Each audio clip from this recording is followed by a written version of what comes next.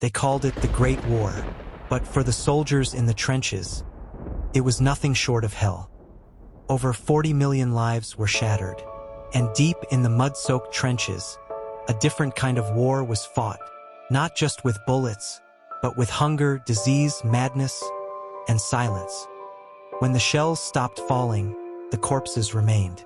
Sometimes, for weeks, men ate, smoked, even whispered jokes, beside rotting comrades who no longer laughed.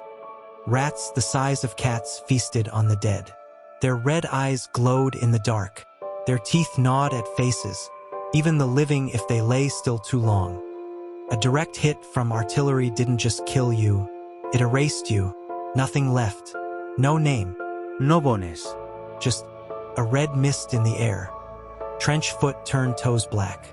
Skin peeled. Some men were carried off the line without feet. Just stumps, soaked in their own blood. In no man's land, the wounded screamed for hours. Some 4 days. And their brothers in the trenches? Powerless. Listening. Dying inside too. Chlorine, phosgene, mustard gas. These weren't weapons. They were curses. Melting lungs, blistering skin, leaving soldiers blind, choking, clawing at their throats. One whiff of gas and your world vanished. Some men went blind instantly, their last sight, the faces of dying friends. Many returned home with no wounds at all, just a stare, silent, shaking, souls lost somewhere between the barbed wire and the blood. They called it shell shock, but no one understood it, so they shot them, their own men, executed, for shaking, crying, collapsing. 15, 16, sent to die in places with names they'd never heard. Letters home were filled with hope. Their bodies never made it back. Rot, feces, gas. The air was thick with death. Some men vomited on arrival. Others never noticed. You got used to it or you lost your mind. Lice chewed at their skin. Uniforms crawled with bugs. Men scratched until they bled, then bled into the mud. Sometimes they found bones as they dug. Other times they didn't, and by morning, the trench was their grave too. A single shell could collapse the walls. Men were swallowed by the mud, alive, screaming beneath layers of earth. One moment calm, the next giggling, weeping, babbling. The war didn't always kill the body first. Hour after hour, day after day, some men covered their ears so hard, they bled. Others just walked into enemy fire, quiet at last.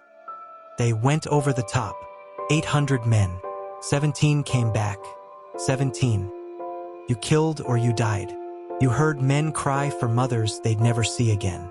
You saw fear in their eyes as their insides poured out. Too many wounded. Not enough time. A nod meant help. A glance away meant death. A tin of food. Canteen. A helmet. Touch it and boom. Your hand, your face, your hope, gone. Too much pain. Too much guilt. Some crawled into open fire. Not out of bravery, but mercy.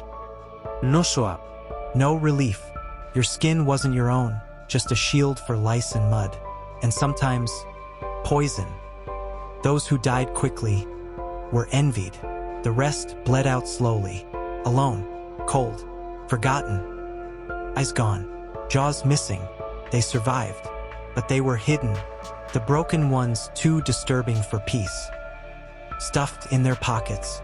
Final words to mothers, wives, children. Found later, stained with blood and rain. 1 second laughing, the next a headless, limbless heap. How do you forget that? For many who made it back, the war never ended. The bombs kept falling in their heads. Hundreds of thousands disappeared. No dog tag. No grave. Just a whisper in the mud. In dreams, they were back in the trench. In sleep, they were still bleeding. Some never woke again. When the guns fell silent in 1918, the silence was louder than ever. Millions were gone. Millions more were broken. And the world had changed forever. They fought in the mud. They died in the dark. They deserve to be remembered in the light.